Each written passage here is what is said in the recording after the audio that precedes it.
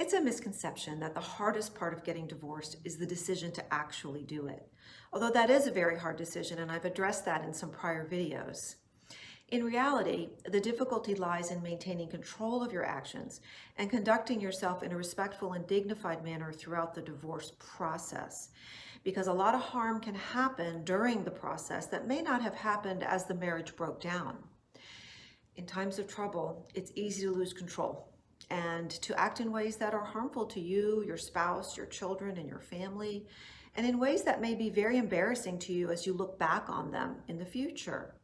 You may feel like, I have nothing left to lose, but that's not true, because inappropriate behavior can result in significant loss.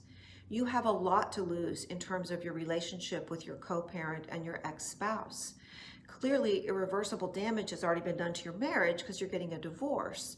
But sometimes the most significant breakdown in the relationship between you and your spouse occurs after the divorce is filed. So, continue to be mindful that you cannot take back words or actions. No matter how hard you try, you can't change a person's perception of the situation. You can't control another person's behavior. You can only control your own actions. So approach the problems in a divorce, no matter how difficult, with a sense of respect and integrity. Especially if you and your spouse have children together, a lifelong relationship has been created, regardless whether or not the marriage endures. The way you conduct yourself during this very difficult time will lay the groundwork for future interactions with your former spouse regarding the children. It is possible to completely destroy the relationship such that you will never be able to co-parent together. And that makes life really, really hard. Additionally, the way you conduct yourself now will have a direct impact on the divorce itself, how long it takes, how difficult it is, how much it costs.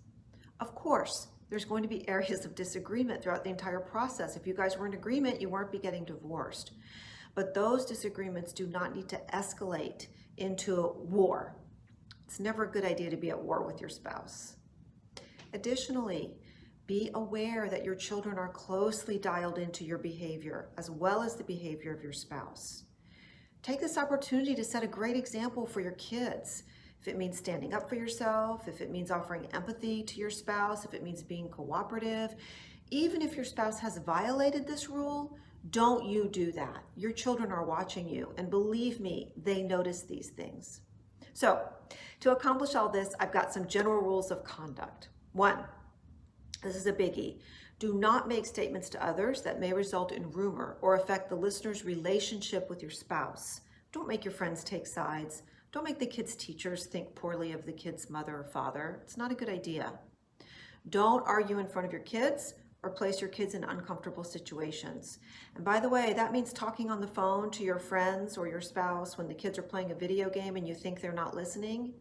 They're listening. They hear everything. Don't do that. Don't interfere with your spouse's employment situation. Don't try to get them in trouble at work. Don't try to make things difficult for them at work.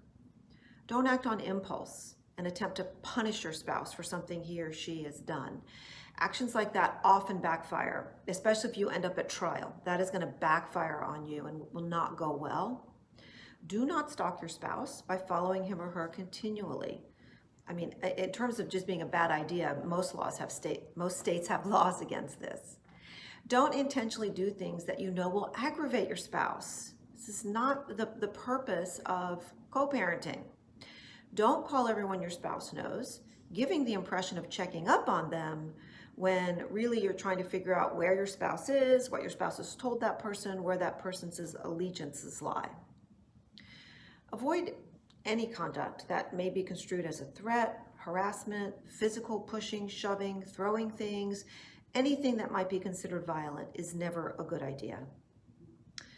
Respect your children enough to leave them out of your marital problems. And of course, you don't ever ask the children to make decisions or take sides.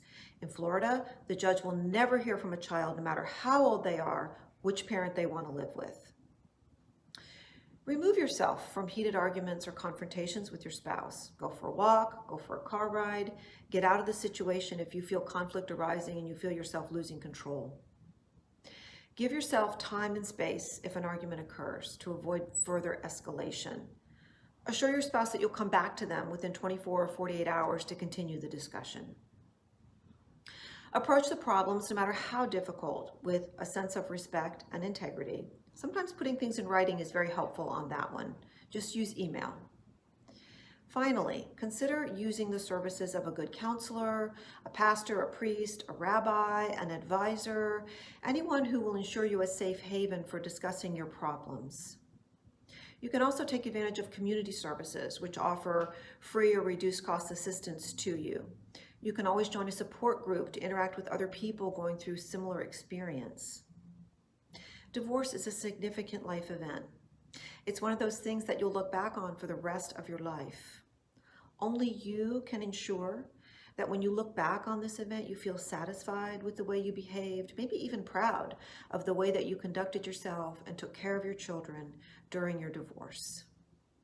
As always, I love to hear from you personally. You can reach me at 386-271-8044. You can email me at pam@masterscdc.com, and there's loads of information on my website at www.masterscdc.com.